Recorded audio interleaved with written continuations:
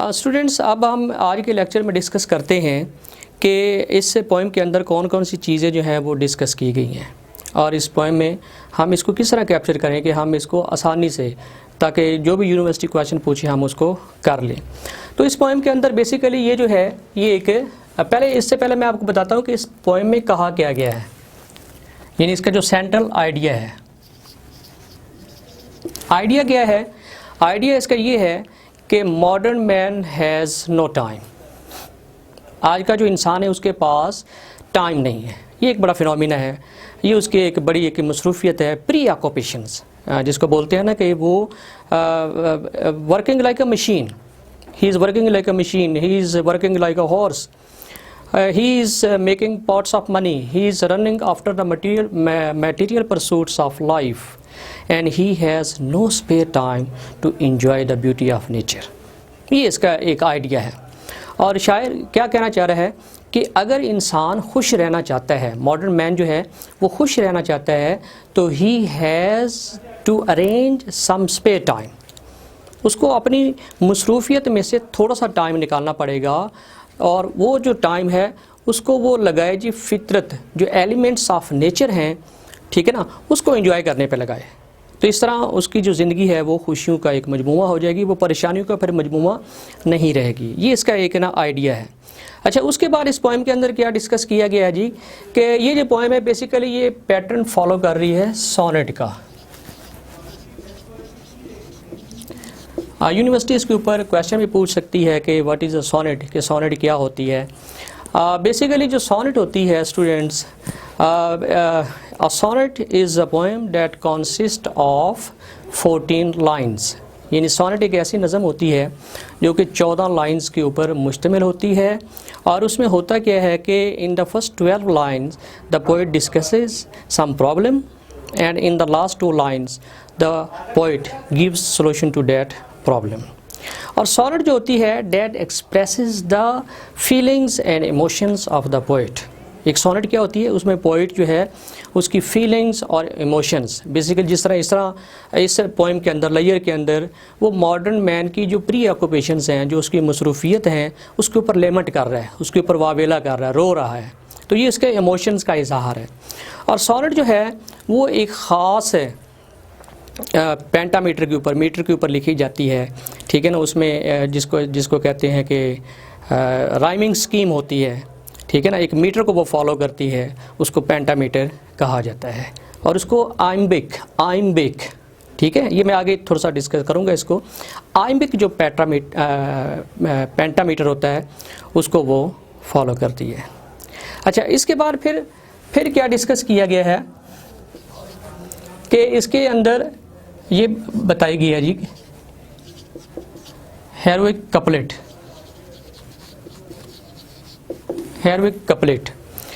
Poem के अंदर क्या है कि आप देखें कि 2 लाइंस का एक पेयर बनाया गया है और उनके जो आखिरी वर्ड्स हैं, ठीक है, उनको क्या किया गया, उनकी जो आवाज़ है, उनकी जो फोनम है, उनकी जो राइमिंग है वो सेम है, ठीक है। मसलन जिस तरह ये है कि केर है, स्टेर है, इस तरह बाउज़ है और उसके साथ काउज़ है, ठीक है। उसके साथ फिर क्या है, ये आगे भी लाइन में चले जाएं तो पास है, ग्रास है। अच्छा, जो हेरोइक कपलेट होती है वो 2 लाइंस का एक पेयर होता है और उसके जो आखिरी वर्ड्स होते हैं वो क्या होते हैं, वो राइम होते हैं, मिलते जुलते होते हैं, उनकी जो फोनिंग होती है वो सेम होती है। इसको कहा जाता है हेरोइक कपलेट। तो ये जो पोएम है ये हेरोइक कपलेट की जो फॉर्म है उसको भी फॉलो करती है। इसके अंदर जो है वो आइम्बिक पेंटामीटर है। आइम्बिक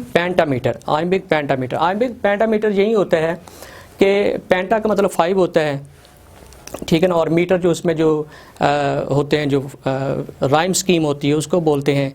तो ये आइम्बिक पेंटामीटर के ऊपर ये पोएम जो है ये लिखी गई है। अब सवाल ये है कि why the poet uses all this, यानी नज़म में ये क्यों इस्तेमाल करता है। तो बेसिकली ये होता है कि जब हम एक पोएम पढ़ते हैं तो उसके अंदर एक म्यूज़िकल इम्पैक्ट बनता है, ठीक है ना। जिस तरह ये स्टेर है और केयर है, जिस तरह ग्रास है और जो उसके साथ है वो पास है, ठीक है। तो उसमें एक म्यूज़िकल इम्पैक्ट होता है। ये जो म्यूज़िकल इम्पैक्ट बनता है, इससे पोइम की जो एस्थेटिक सेंस होता है, जो उसकी खूबसूरती होती है, उसमें और ज़्यादा इजाफा हो जाता है। और पढ़ने वाला जो कारी है, स्पेशली मेरी तरह का जो रीडर होता है या स्टूडेंट जो पढ़ते हैं, वो इसको एंजॉय करना शुरू कर देते हैं, ठीक है जी। ये आइम्बिक पेंटामीटर के ऊपर लिखी गई है और इसके अंदर राइम स्कीम है, ये हेरविक कपलेट को कर रही है। अच्छा, उसके बाद फिर इसमें क्या है जी स्टूडेंट्स, इसके अंदर simile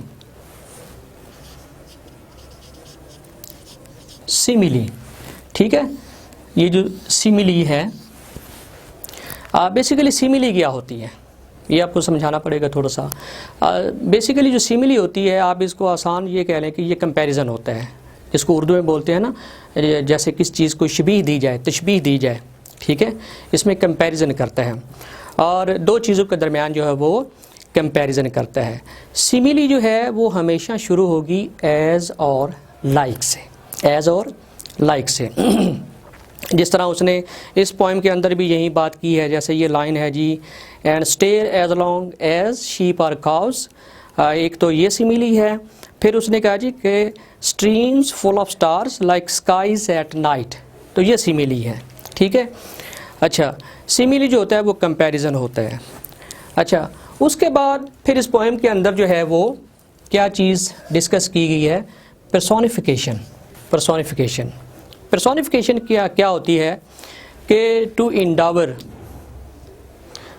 the qualities of human to inanimate thing, object or idea, यानी इंसानी जो खसूसियात होती हैं वो किसी गैर जानदार चीज़ को, कोई ऑब्जेक्ट हो सकता है या कोई आइडिया हो सकता है, उसको अता जब की जाती हैं तो दिस इज़ कॉल्ड पर्सोनिफिकेशन।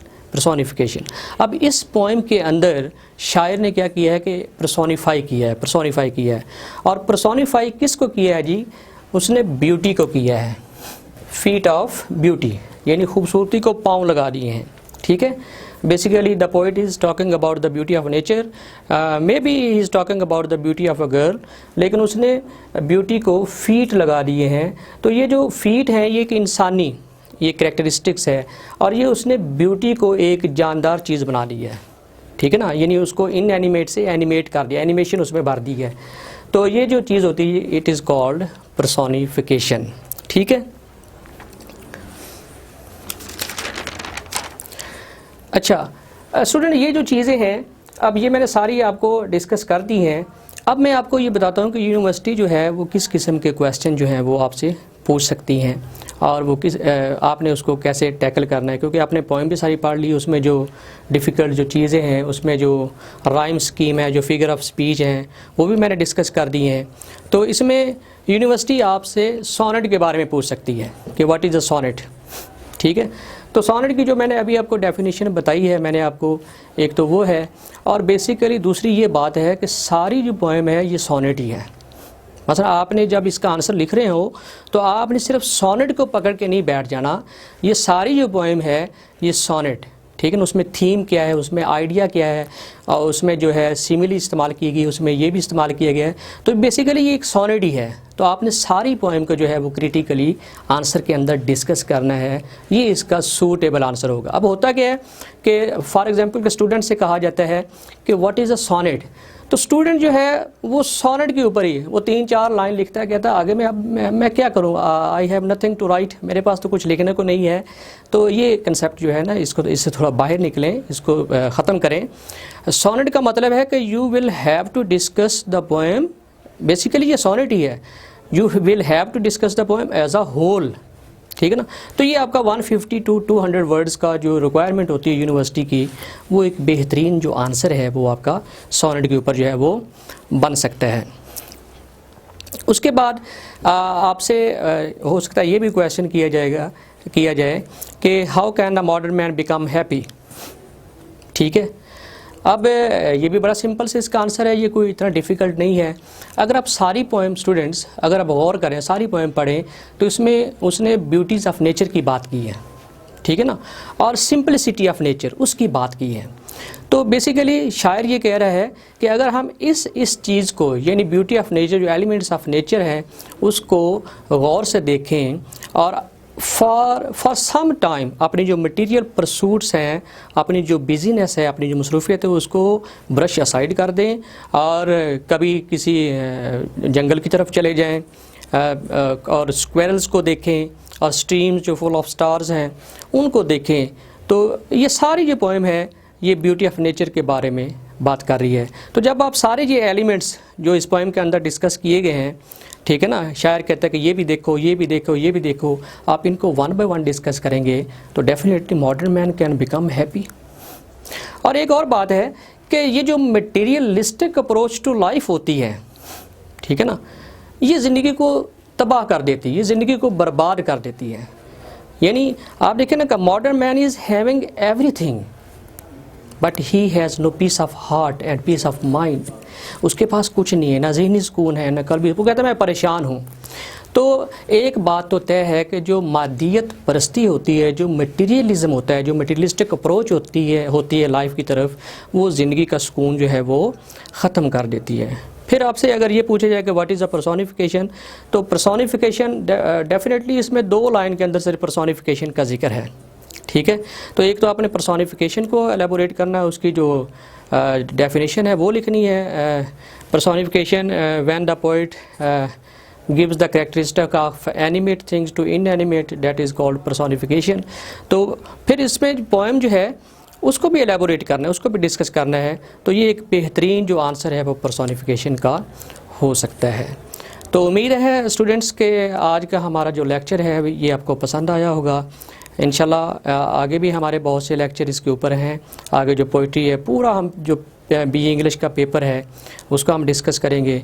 आप मज़ीद इस किस्म की वीडियोस देखने के लिए हमारे इस चैनल को सब्सक्राइब करें और इंशाल्लाह आपको मुकम्मल एक सेटिस्फेक्शन हम देंगे।